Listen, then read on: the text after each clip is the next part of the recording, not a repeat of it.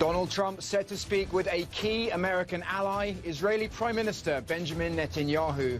And the relationship between Trump's team and the media gets even more tense as a war of words emerges over the size of the inauguration crowd. Plus, taking a page from Trump's playbook, Europe's nationalist parties host a conference in Germany, and we will tell you what was on the agenda. Hello, I'm Nick Parker, and this is CNN Newsroom. Thanks for joining us.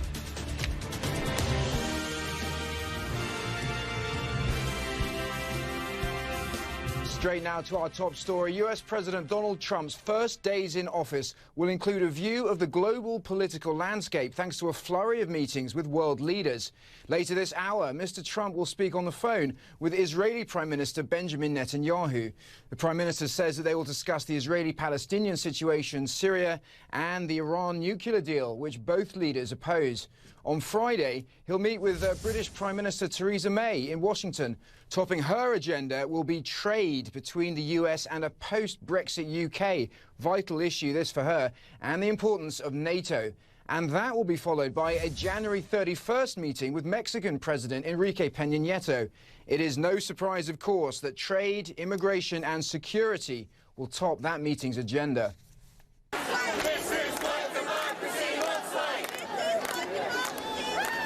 Meanwhile, millions of people around the US and worldwide took part in marches for women's rights and against Donald Trump. Their message to him: they will not be silenced. Madonna and Taylor Swift are voicing their support. His message via Twitter: why didn't these people vote? Celebs hurt cause badly. All of this as the US Senate works to confirm members of Mr. Trump's cabinet. We're covering the whole story from all the angles. We want to begin with the geopolitical situation. We have Oren Liebermann in Jerusalem ahead of that call between Mr. Trump and Mr. Netanyahu. And Nick Robertson is in London ahead of Theresa May's trip to the US. Gentlemen, thank you to both of you for joining us. Oren, I wanted to begin with you. This call is taking place in about 30 minutes' time from now. Clearly, Mr. Netanyahu enjoys already better relations with the US president than he did with Mr. Obama. What is he looking to get Mr. Trump's buy-in on specifically? Well, we just learned a big part of what that conversation may be about. We have learned the White House has just said they're in the beginning stages of the discussion to move the embassy from Tel Aviv to Jerusalem. As you'll remember, that was one of President Trump's biggest campaign promises, even taking it through the election. And we've heard about it since then. Now we have learned the White House says they are in the beginning of the discussions about moving the embassy from Tel Aviv to Jerusalem. That would effectively recognize Jerusalem as the capital of Israel.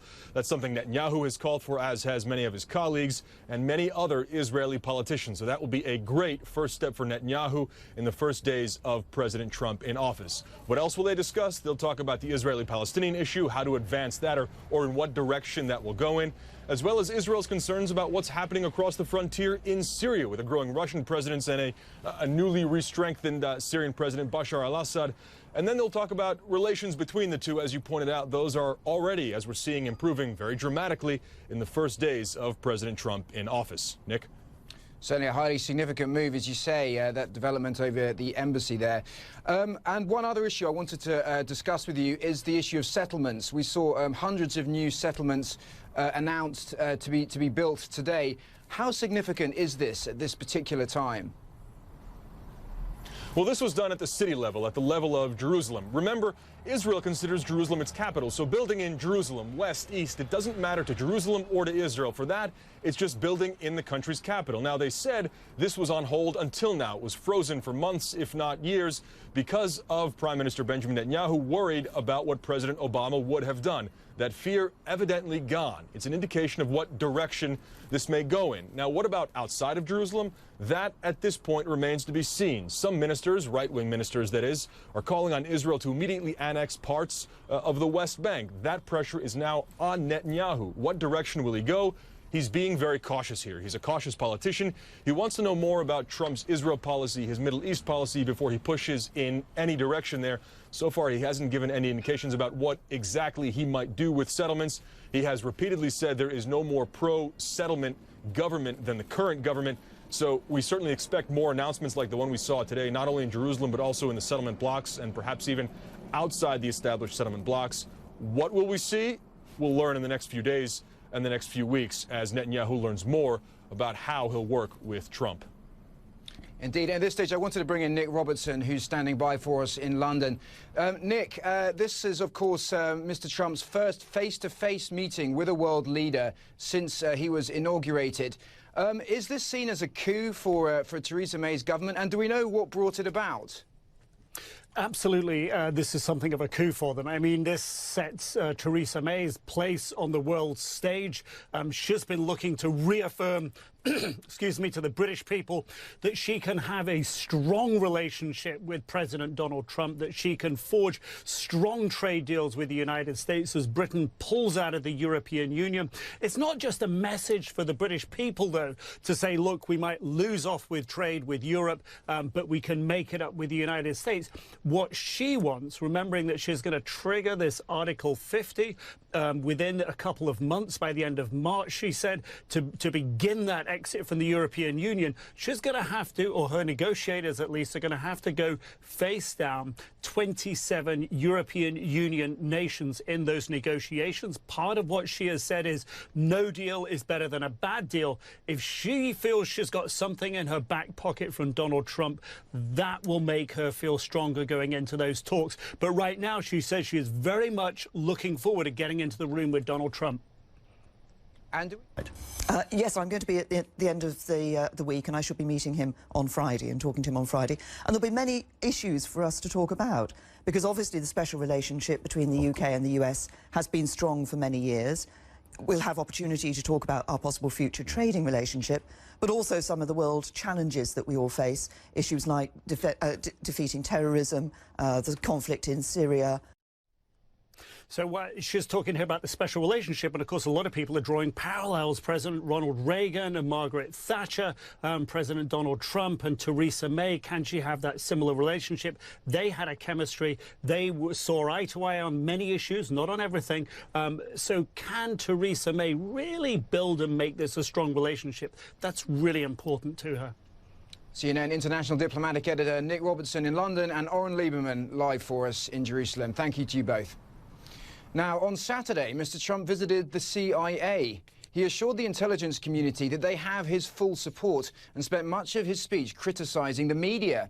The relationship between Trump's team and the media was, of course, tense during the campaign and the transition, and it looks like that may not change very much under President Trump.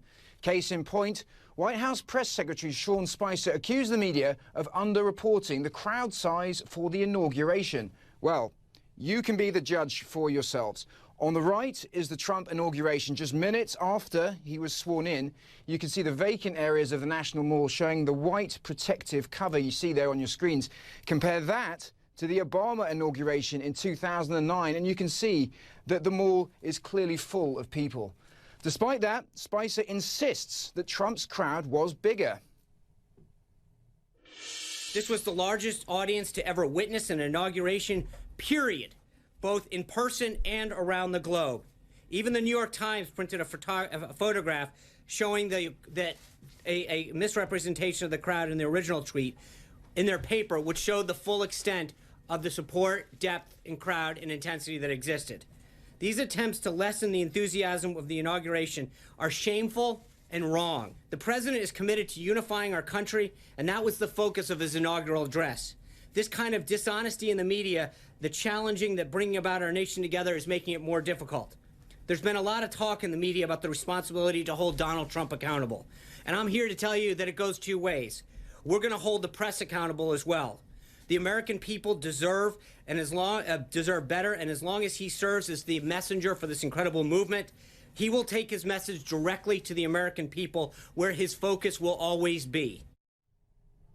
Well, let's get some perspective on this somewhat tense situation. We're joined by Julian Zelizer. He's a historian and professor at Princeton University. Professor, thank you for joining us. Appreciate your time. Thank you. So it's a small issue, isn't it, the size of the inauguration? But the press clearly feel that they were presented by a number of facts that were not brought out by evidence that they were able to unearth themselves by Sean Spicer. Are we now looking at a credibility problem that the White House has when there's something more serious that they need to brief the media on? Well, that credibility problem doesn't start with this. We've seen this many times, such as when President Trump, then President-elect, tweeted out that he actually won the popular vote. And I think the media is trying to figure out how to deal with this. When you have misrepresentations of facts being said by the president or by a press secretary, but it will raise this issue of credibility on more serious issues, including issues of war and peace.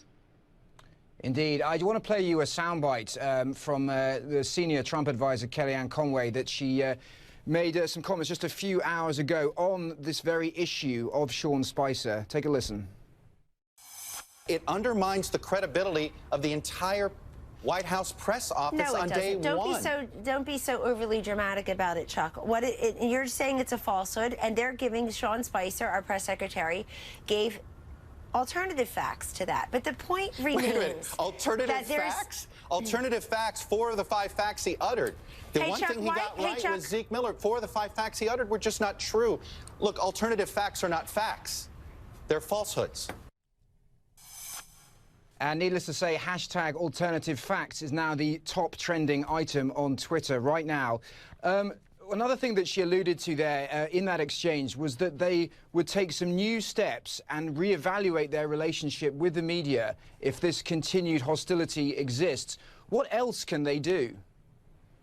Well, obviously, they could make access more difficult for reporters. They don't have to grant interviews to as many in the press, either for the president or even for cabinet level officials. They can continue with what's becoming a war on the press, verbally, rhetorically, even challenging the basic facts, as we've heard this weekend.